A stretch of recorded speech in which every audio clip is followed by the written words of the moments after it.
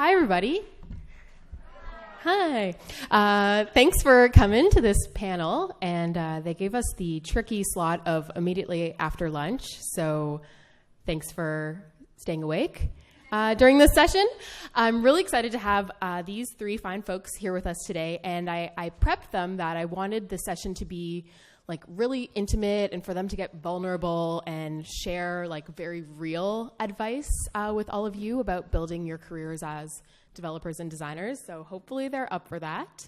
It is being recorded though, so it's not like we can't just say anything. So we will keep that in mind.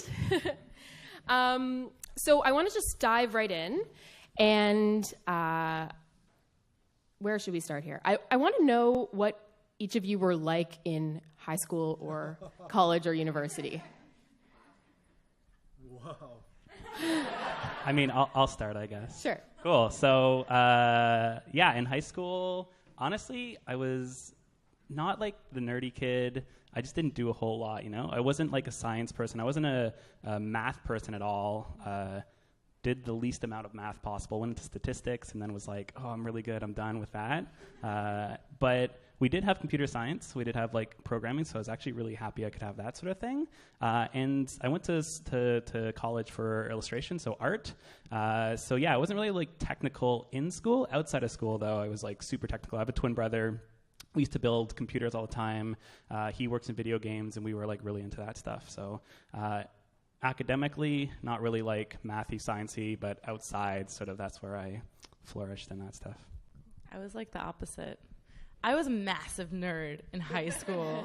Oh my gosh. Really? Yeah, I was like top 1% of my class, like gotta keep my GPA so you're up. school nerdy. I was school nerdy, but then I also did like all the extracurricular sports. I don't know, I was trying to get into college or something, which I don't know why, because that doesn't really matter in our field now. But I was just really academic, and Okay. I discovered art kind of later in my career. We didn't have CS. I wish we had computer science in high school. I'm surprised we had it, to be honest. It's very cool, and now all the schools are getting it. Like, my 15-year-old cousin has been writing Java for 3 years. Java? Yeah, I'm like, you're taking my job right now. So I did have a digital media design class junior and senior year of high school, which taught Flash. And I learned ActionScript 2.0. Cool. And I was just like, I want to do this. Thank you It very clicked much. with you big time. Yeah, I was like, I can draw things and make cartoon doll drag and drop games. And I loved that. So I went into college for both graphic design and computer science. Little did I know that was like a magical combination. And I was just like, oh, I got lucky there. Cool. So the transition from high school to college for you was chill? Yeah, it was Good? like the same thing. Nice. What about you? I was probably similar in that I was lucked out in that we did have some programming classes in high school. Turbo Pascal was the language of the day at the time. We had a room full of Macs, you know, it was like the same room as the newspaper stuff and whatever. And there was no internet at the time. This is whatever, 96 or 7. I mean, maybe there kind of was, but it wasn't like, it's not like they were all wired up for the web or anything. Like at best you could like install AOL quick and like log on with that, maybe, but BYO modem. Anyway. I don't know that life at all. No? Well, No. whatever. It's not like this matters that much, but it's kind of interesting. But they were all networked together with Apple Talk, so you could like all print to one printer, you know? But that was kind of cool because it opened up some APIs in Pascal that you could have computers talk to each other. 'Cause I remember the first game I ever wrote in Turbo Pascal was Game of Life, Conway's Game of Life, which is this grid of cells, and they're either on or off. However, it still makes like an excellent programming exercise when you're learning. I think really cool. I still collect them on CodePen. I have a collection for Game of Life pens. So if you ever see like a grid of like little on or off cells going crazy, that's just, it's Game of Life and it's whatever. And that was very influential to me. I was so into it. I loved it. After that, I made Battleship, because then I could use the Apple Talk APIs to basically, because I was already familiar with grid-based programming apparently. And did that, and then I did too. I just morphed right into college because I was like, well, that was awesome. But it wasn't fun at all in college. College, I was like, I'm out. The classes were just the worst. And so I ended up being art too. I was a ceramics major because I was like, enough with the assembly. We had to take assembly. I just had like a really good Python teacher in college. Cool. He was awesome. I went to every office hours. I held sessions where I was teaching all my like people in my class how to do Python, and I was learning by teaching. Like, that's how I passed that class. I have a painting of the guy who taught assembly. He only wore one red sweater vest every single day, and he had like 90 things on his belt. So there's like one of those guys that like had like a mini printer on his belt. Was it the exact same sweater, or like he had multiples? I can't answer to We'll that. never But know. it was literally the I guess we'll never know. He was so iconic that the art school kids would see him and they'd be like, "It's that guy again," and there was a painting of him. Wow, so very influential overall. And what was your first job in tech like? What was good about it? What was bad about it? My first job in tech was a very small startup that was an agency out in like the boonies of Maryland. It was interesting. So this job, I started out doing graphic design. I thought, like, I'm going to be a designer. That kind of switched during this internship/job. So they had one developer, and it was like a WordPress kind of group. And they had 3 designers, and like he needed way more help than the designers did. So I started that internship doing design assets, and I ended that internship like writing like 4 WordPress blogs a week for all these clients. And it was a really cool learning opportunity just because I showed interest in it. And he was like, "Oh, yes, I have help. All right, come here, Yuna." And then he taught me everything I know about WordPress in like one summer. And that was kind of like a just throw her into the deep end thing. Wow. Yeah, they needed the help. That's kind of right place, right time. There, you got dropped into somewhere that really needed you. Mm-hmm. I had the same exact thing. I got a job at a small agency that needed me so hard. I was terrible, but they had nobody. So I just lucked out in that way. I had to learn to build stuff like now. And WordPress was great for that. I was also at WordPress. It was like the first project ever was you got to sell tickets for a magic show. Which I went to the other week again because I was just being nostalgic for it, and I happened to be around in the area, and I went, and it was the best. I love magic. But anyway. I actually have a very similar experience as well. I was working retail and started to transition into this small startup that mostly I started with graphic design because that was my background. That was like my in, I think, because I didn't have a lot of hands-on experience coming from the arts background. So yeah, I just kind of got in and started doing like print stuff and like web stuff, and then they had a WordPress site and just kind of kept going with that. And yeah, WordPress is a real gateway. Wow. Yeah. WordPress, yes. And so on the same track, what would you say was your career's make or break moment? Like where you left the crappy agency behind and it was clear what was happening. I feel like for me, that didn't happen for a couple of jobs still. It took a while because, again, I just had to kind of build up that experience, having no sort of guarantee in these people's minds that I could like do that work. There was a point where I kind of transitioned from like an affiliate marketing company to like a real company in my mind, and I was like, oh, I think this is it now. Like I'm doing okay, but it took a little bit of time. It took a lot of time to get that experience that people would be like okay with it, you know. Yeah, I agree. It took me a while after that first job to kind of determine what I wanted in my career, first of all, and second of all, how to get it. And I think in terms of like make or break moments in my career, I think about a time when I was working at IBM. And so, I mean, I got to IBM at some point, but I got bored at IBM and I decided I don't want to just sit here and build comps. I want to do more. It was October of 2014. I remember this very clearly because it's all on GitHub. It's all public. It was a foggy afternoon. It was a foggy afternoon. It was Wednesday. And so I remember I just thought to myself, I can be doing so much more than just working for a company like this and not having as much of an impact in the tech world as I want. So I sat down, I wrote down all my goals. I created this entire system of like goal making and goal writing. Wow. I put it all on GitHub. I've been doing this for 2.5 years now, still to this day. It's almost 3 years of like public goals, like writing to-do lists every week, revising them, like writing like how I did last week. Like that is the only way I'm able to maintain my life, like through to-do lists. And it was that moment that I decided, okay, I'm going to submit CFPs to conferences.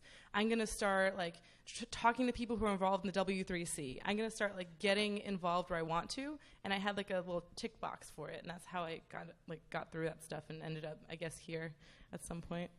Wow, that's super inspirational. I love all of that stuff. That's cool. I like the list of goals. I thought you were going to say like list because when you're leaving IBM or whatever, maybe making a list of companies that you wanted to work for or something like that. I don't know if that ever happened, but that's what I was I think that just came picturing. along. Like my next opportunity I wasn't looking for. It was just like, hey, we see you're doing all this cool stuff that I was doing because of this list of stuff. Like, do you want to join? I was like, maybe. Yeah.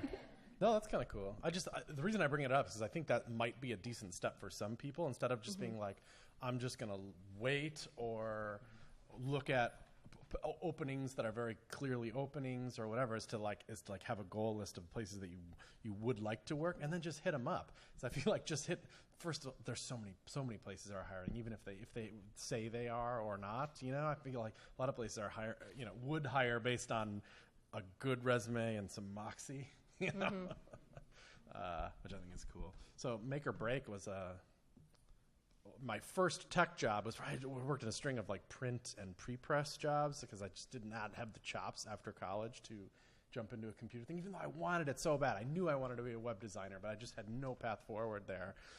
So I just worked on web stuff on the side while I was working these print jobs.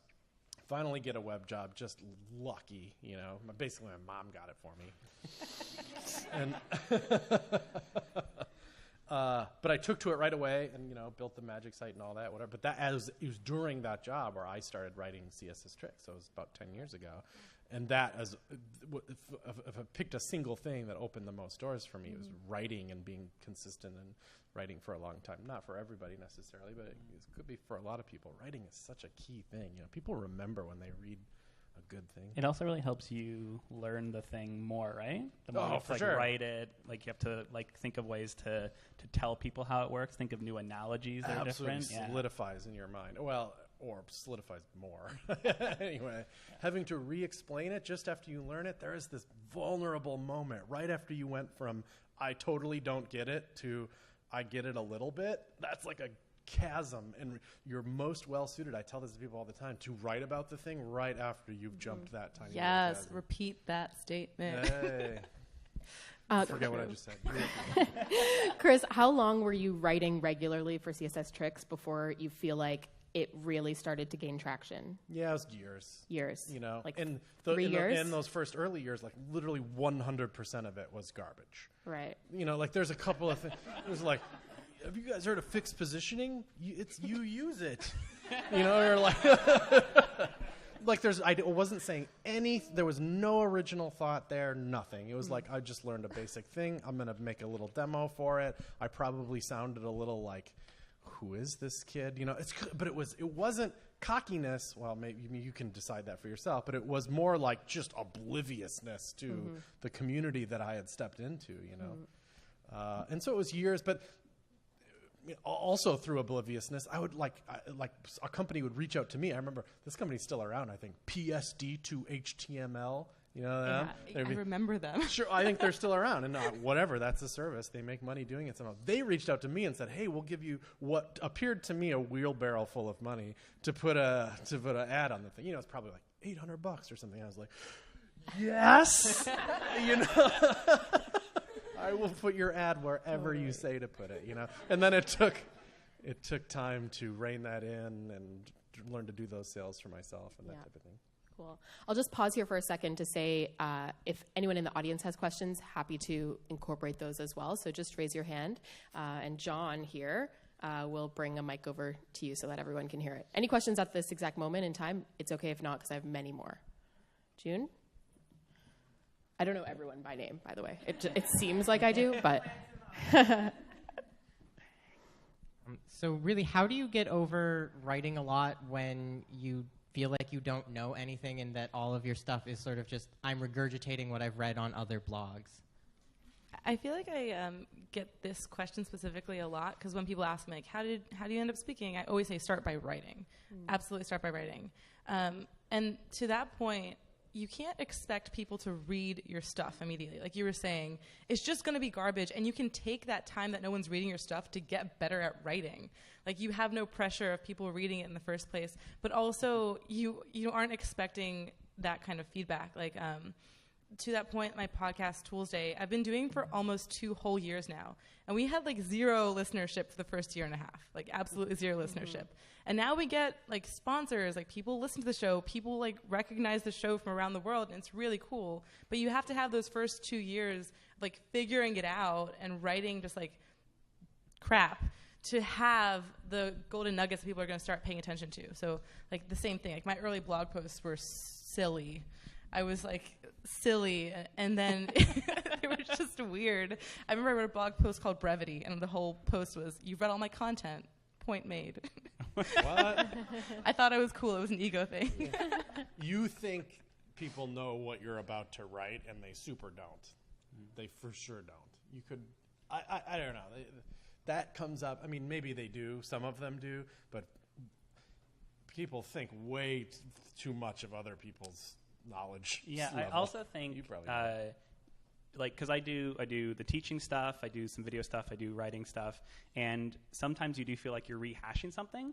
But one comment I get quite a bit sometimes now on YouTube is like, oh, I now understand it better than, X thing. And like the way that you might explain something versus the way that, 10 other people have might click for somebody. And there's always going to be somebody who like finds your thing useful. So even if you're like, oh, I'm writing the same thing that like 25 people have been talking about for the last month and a half, there's always like maybe something that you have that's going to like help change that. So don't hold yourself back from putting that content out there because one, again, writing stuff like that helps you learn it better, and also putting it out there means that somebody, even if it's like 1 to 10 people, somebody's going to find it helpful, and that's going to be helpful for them. It's validating even if you did know it. Like, whatever.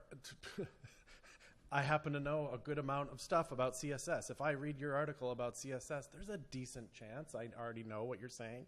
But if it's good and clear and well explained, I'm going to be like, nice. That is great. I'm going to share the crap out of that. I'm going to give you props as much as I can. I might learn from you a little bit and steal that little idea of how you explain that the next time I have to explain it. I appreciate the clarity. Also, a lot of research papers are just taking a lot of other people's content and putting it in one place. So why do we as techies feel like we can't do that too? You totally really do good it. point, yeah. Yeah, totally. Have any of you had any notable career failures? So many. Really? Yeah, I think that the one that comes to mind is I built this website maybe a year ago called YouMightNotNeedJS.com. And wasn't a failure. well, let me explain the failure part of that. So I put it out there as like, look at all the cool stuff you can do with CSS that you don't need JavaScript for, all these components. And like, I thought it was a really cool idea, and it was kind of riffing off YouMightNotNeedJQuery.com. So my first mistake there was I didn't know the history of You Might Not Need jQuery and how negative that was when it came out. The second mistake was that I didn't mention the accessibility problems that using just CSS would cause in people's websites. So of course, the accessibility community kind of went after that. Like, you can't show this. People will copy and paste it and put it in their apps. What are you doing, Una? Like, you know better than this. So I was just like, oh, shit. Like, yes, oops. Rewind. Let me add notation about this is just an experiment. Don't put this in production. Here are the accessibility concerns. Like, I had to kind of rewind and fix that up, and I felt really bad because I am very much an accessibility advocate. It's a lot of what I do in my real job. And so it was just like, ugh. You didn't like get fired or anything, though. No, Can I you just go feel bigger? I didn't get fired. You're right. No, it's super good advice. I didn't mean to minimize or something like that. But you did it, right? Like, it has that warning now, and people have shut up about it, right? Yeah. Cool. Just took me being really embarrassed and feeling bad to get there. It's fine. It's not a big deal. No. In terms of failures, I feel like I haven't had like any big like crazy like code related things. Just like maybe failures in terms of like, oh, I really really wanted this job or whatever. But it's pretty easy going so far. Sweet. Did Chris get fired? No. He has like a story. Have I ever been fired? Maybe. But it would probably have been for like whatever, smoking cigarettes in the back of some like grocery store or something when I should have been working it. I don't think I've had there's a lot of bad things that you can, like, I don't know. I'm sure in the last month or something, I've pushed code that kind of sort of broke something on CodePen. I do it way too regularly, and it's not, and like nobody can fire me, so that's cool. But like, not that you would anyway. I feel like a lot of people don't get fired for stuff like that. It turns into a learning moment, and it's not as big of a deal as you think it's going to be. But it feels worse for me because I'm like, we have procedures in place to prevent stuff like this, and I'm setting the worst example ever. When I do it, it makes it, I don't know, I don't want it to feel like ain't no big deal to break the site, because it still kind of is a big deal. And that's tricky. It's that guilt. That's why I feel like the example I gave was just like that guilt. Yeah, guilt. Yeah. Just like, So not so much a failure, just kind of like feeling guilty about it. Yeah, it was We've like all a been failure there. to us, I guess, like inside, Oops, y'all. Sorry. Just to step outside of your careers for a second, I'd love to know a little bit about all of you personally outside of work. Do you have a significant hobby? Do you have a thing in your life? Do you have families? Do you have children? Just curious. No. Knitting? No. None of the above. Coloring books? Do you I like mean- soda? Yeah, I feel like I do a lot of like work outside of work, but like I try not to make it like work. Just like learning, I find is like a thing I do. I mean, I've been playing guitar for like decades now and stuff like that. I use that as like a hobby, and like that's sort of a thing I use as like a fun stress reliever as well. Just riff some riffs. But other than that, yeah, I don't have a lot of hobbies. I've been trying to get into some more stuff. We started playing soccer at work, so I'm trying to do like stuff outside. Yeah. Cool. Yeah, it's the same too. I was a musician and had a band in college, a bluegrass band, and I kept up with that as long as I could, and it has slowly faded over time. That's another guilt thing that makes me feel bad, because I have nothing but nostalgia and feel good for that time, and I don't want my skill to fade there necessarily. I think I keep up enough to like be okay at it, and it is still a stress reliever, and I feel okay at it. But I want to be great at it, but at the same time I've learned enough in my career and time that like I know what it takes to be good at anything. It takes time, it takes YouTube videos, it takes showing up with other people and like getting out there and I know the path to getting better at something. I don't have time for it. I prioritized other things. I'm having our first daughter in a couple months, November. Oh, nice. Congratulations. Oh my God. Yeah, so that's cool. That'll be my new hobby. Wow. And we just moved. It's a crazy year for me because in the last couple of months, I got married. We're having a baby in 2 months, and we moved to Bend, Oregon, which was a huge move. I was in Milwaukee, Wisconsin before that. And Bend is like the land of hobbies. It's so great. Like every hobby I've ever had is like culminated in this town.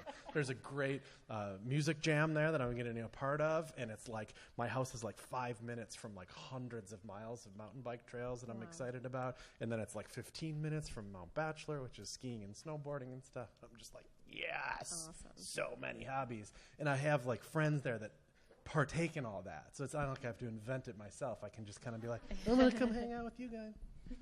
Cool. Sounds awesome. I'm not gonna lie, I have a really hard time separating like hobbies from work. And even when I do start a new hobby, like calligraphy is a really big thing that I like to do, and I just started playing ukulele, and yeah, like there is things that I do, but I always incorporate them into my work somehow. Like I started doing dev doodles and like calligraphy, like code things, and I started like using ukulele for the intro of my podcast now.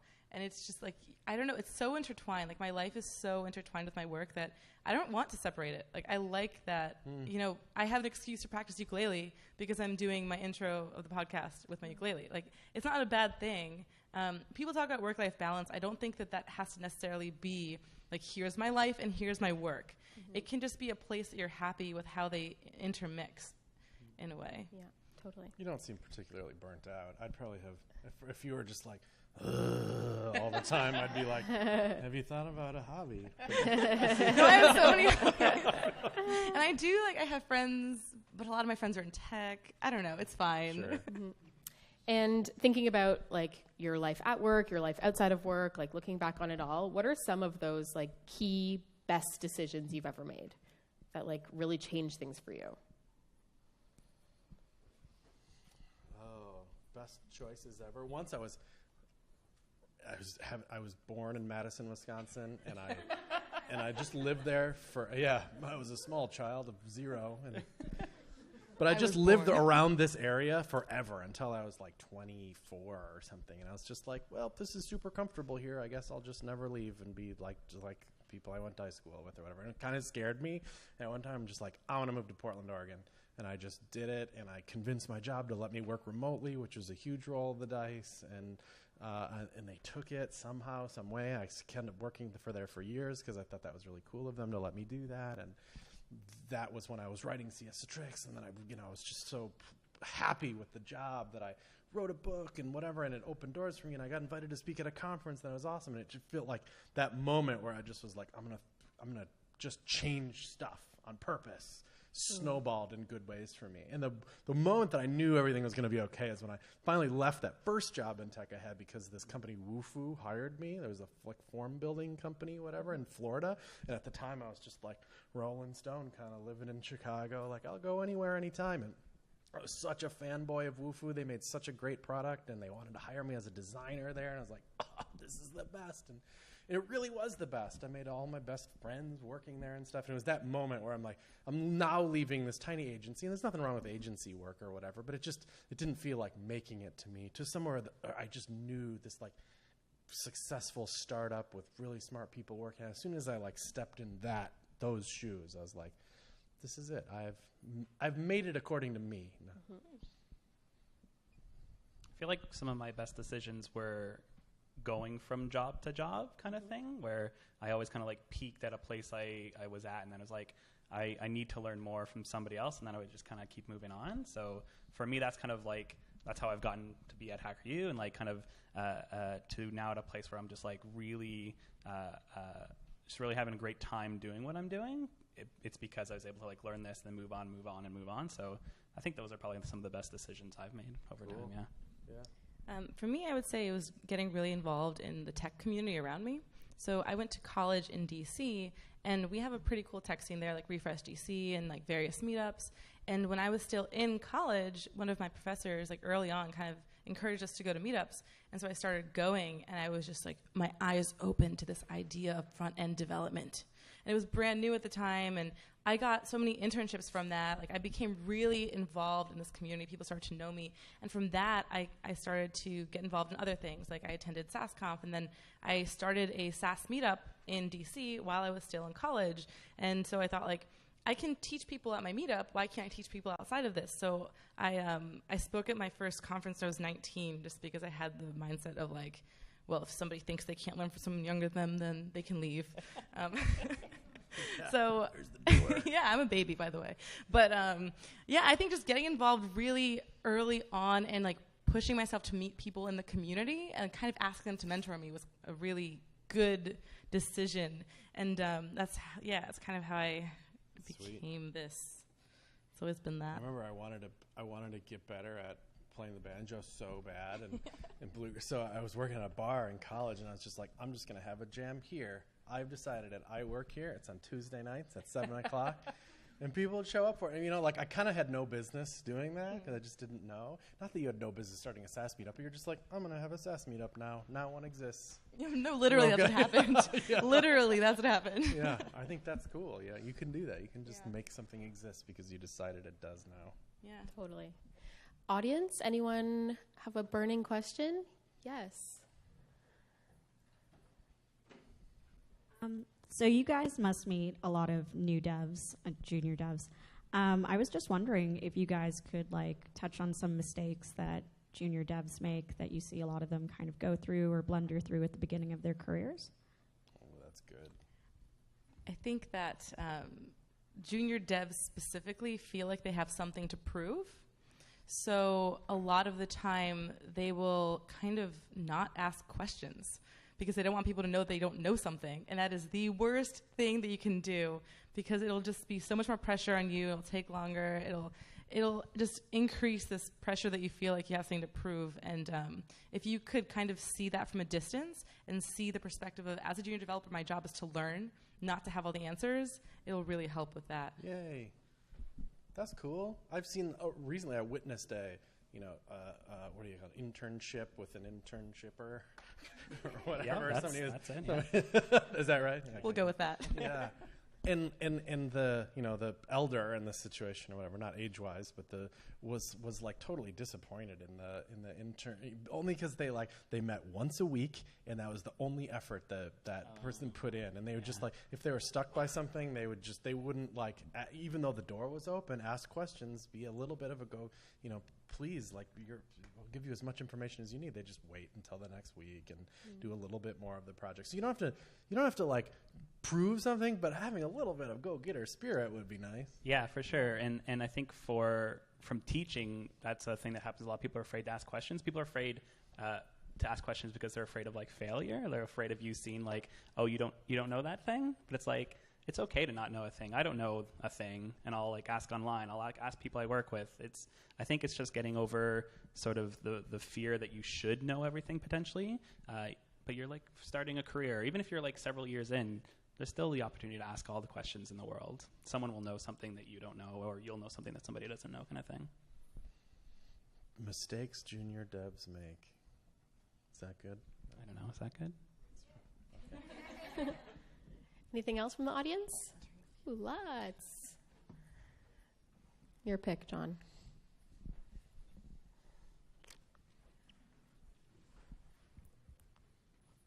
Just because it's something most of you guys mentioned and also something I see a lot in the field, what advice would you give to a developer who has moved to a completely new city for a job, both within their career aspects and outside of that? I've never done that, so I'm going to leave it to you. You've moved to a new city and you want to dig in or whatever? Yeah. I mean, I can imagine a panel with like, go to meetups and stuff. That works for some people. It may not for others. Obviously it was successful for you in a way. I don't know if you were at a new city at the time, but certainly like a lot of good has come to your life through the meetup thing. I don't know if that would work for me or not. Like I'm in a new city right now. I'm like 2 weeks in Bend, and I'm not. I think I'm kind of interested in throwing one, but I'm not sure. I don't know what the heck I'm gonna do. Honestly, I'm gonna like get the newspaper. I think I'm gonna sign up for that. See what's going on. Yeah, I change cities like all the time. I lived nowhere for 5 months last year. I just kind of traveled around. And I lived in Austin for like 2 years. I don't know. I've lived a lot of places. I live in New York now. But what I found... You don't worry when you move to a city area, you're like, am I going to like it here? Am I going to... You don't have to like it. You can just move on if you have that mindset. But what I was going to say is I don't think that you have to focus on like the community that's physically there. There's also online communities. So like Slack groups, whatever tech you're interested in has a Slack group. And that Slack group probably has city-based communities as well. So you don't have to like put yourself out there and go to meetups first thing. Maybe start getting to know people online who are interested in the same stuff that you are there. And maybe you could like work on projects together if you're into that kind of thing. But if you're somewhere super rural or remote, if you're a remote worker, there are still communities that exist that aren't necessarily like be at this place at this time. Awesome. Maybe we'll go to Tiff because she had a question. Hey. Oh, it is on. Okay. How do you define your success? Cash money, bro. Yo, that's a good way. For real. There's nothing wrong with that. I'm trying to make money. Dang it. But yeah, I also want to, I work on CodePen now. It's my primary thing. It's like the health of that company, which is very easy to measure on charts and stuff. Like, do we make enough money as a company to pay all these people to the point where we're not worried that a day is gonna come where I can not pay these people? Not there. It wasn't that long ago we crossed that threshold, and it feels kind of awesome. And I'm just gonna call that success, and and then maybe set a new bar. Like once I'm done being happy about that, Not that I feel like happiness should expire necessarily, but it just may. I think for me right now, cash money is nice. Don't get me wrong. But this idea of having an impact is a really big goal for me. And you can kind of look at what you're doing in the world and the community and measure that by how am I having an impact on people? Is it a positive impact? How many people am I impacting? And to me, that can kind of be a driver of success, which also builds over time. Like your impact builds continuously as you continue to grow your voice and your kind of brand in this world. So I've been trying to view things through that lens. Like if I go speak at this conference, how much of an impact is that going to make? Like videos kind of make a bigger impact than speaking at a conference. And like writing blog posts is a really big way to do that too. Who you're reaching out to get that information out is another way to kind of see that. For me, I think I measure like success on like satisfaction. I think I've gotten to a point where I feel like I'm successful because I'm very satisfied with my job. I remember times being like really unsatisfied. And similar to your point, it's like, what is the impact? Like every year I get to help, hundreds of people. And like this year has been particularly satisfying because people I remember teaching 2 years ago are like speaking at conferences and doing meetups and stuff like that. Like you did a meetup talk this year, right? It's stuff like that to me is like that's how I measure my success. Like money and stuff is good, but I've never been a huge person of like I need to own like my twin brother is kind of a little bit opposite, but I've never been a huge person of like I need to own like this Porsche or something like that. It's like, am I satisfied at my job? Am I happy like to wake up and go? To me, that's like success, I think. Yeah. And on the topic, I guess, of cash money, one of the questions I wanted to ask was, over the years, like thinking back to your first job to where you are now, what are some things that you've done to increase your salary or increase your earnings? I think for me, when I was going kind of between companies a lot, what I always did was I kind of got to a point where like I hit the stack that they were working on, and I was like, what can I learn? What do I want to learn to do the thing at the next job? And then you start learning that on the side, you build it up, and then you can leverage that when you move on to a new company. So it doesn't require an amount of like outside effort, but it was the ability to kind of take something I really wanted to learn and leverage that on my next thing and my next thing and my next thing. So something that I want to be better at is passive income, which is kind of like side projects that slowly make you money. I don't have good advice for that. Chris probably has good advice for that. I just felt really personally like that, like job after job, generally my salary went up. Yeah. So I always thought like, well, that's just going to happen. There's probably some cap to that at some point. You know, nobody's going to pay me $300,000 a year to write JavaScript or whatever. Well, God, I shouldn't say, but probably not. That's a bad goal, I would think. You're probably that plus passive income, though. You might get there. Yeah. You know, still working on that. Dream I'll let big. you know how it goes. Yeah. But yeah, I always felt like that's one I can control better.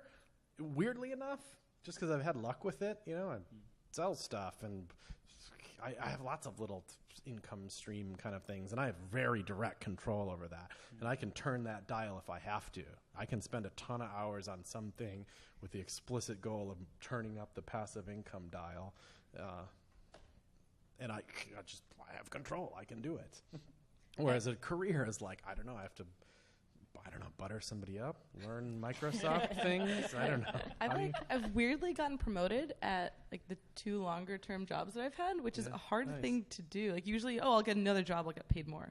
But I think that my advice for getting promoted is getting your voice heard. Like make sure people see the work that you're doing, and you really have to advocate for yourself. Don't expect your manager to advocate for you. Cool. Make your work known, and then people will be like, oh, I guess that she's doing some things that impact our company in a positive way. Let's, give her some money so she stays here.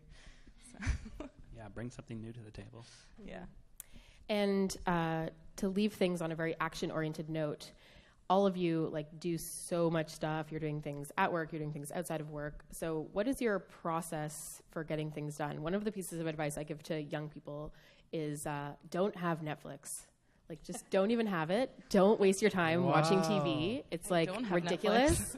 And when I was starting my business, zero Netflix was happening. It was all work all the time. So I'm just curious what kinds of things you do to get stuff done. Can you have Hulu, though? Or? I don't think we have that in Canada. I mean, I do watch Netflix. I go through spurts. I don't think I have a real solid this is how I get stuff done. At home, I have on my wall, I just have Post-it notes of things I want to do, and if I'm working on a project, things I want to accomplish from that, and that's a little bit of a motivator because I'll be watching Netflix and look at a Post-it note and be like, I should probably do that thing or learn that thing. But yeah, I go through spurts. I think having clear defined goals of what you want to do in terms of maybe a side project or a learning of something is really good, and then you can kind of come at it when you're ready to. It's also, I think, kind of good to take a step back sometimes and just let it happen when it happens. Cool. Yeah, so re-Netflix. I will say that I don't watch TV or Netflix or anything, but I also don't think that's a necessarily good thing. I think it's kind of a negative side effect of the intense lifestyle that you kind of have to go through at some point in your life to make a name for yourself, which is a whole other conversation. But to-do lists are my life. to like literally my life. I wake up and I have to-do list. I go to work on Monday. I make a to-do list for the week. I have a separate to-do list for my like other stuff in my life. That's the only way that I can like maintain all my projects. I love your system. Mine's a mess. It's open tabs, it's emails to myself. I'll show you my bullet journal later. It's beautiful now. But yeah, you can watch Netflix if you want. Just make sure you get your to-do list Isn't done. the spirit of no Netflix is that like, you know, work hard and probably what I think about is like spend your time wisely. Don't be bored. Like I can't even remember the last time I was just bored. I was just stomping around the house like, meh, I don't have anything to do. Are you kidding me? I have a million, billion, zillion things to do. Like, and I'm excited about all of them to different degrees at any given time. Like sometimes I'm like, I've looked at too many tabs today. I'm tabbed out. No more tabs. I'm gonna do something else. And a Netflix hack is if you watch it with somebody else, you're socializing at the same time. Yeah. So I'll do that. I'll watch it with people. Nice. Multitask. Good. Awesome. Okay. So Netflix is generally okay, is I think what we have so taken away from this. Yeah. I watch it now. I just didn't watch when I was getting going, you know? Cool. Thank you to our amazing panelists for being here.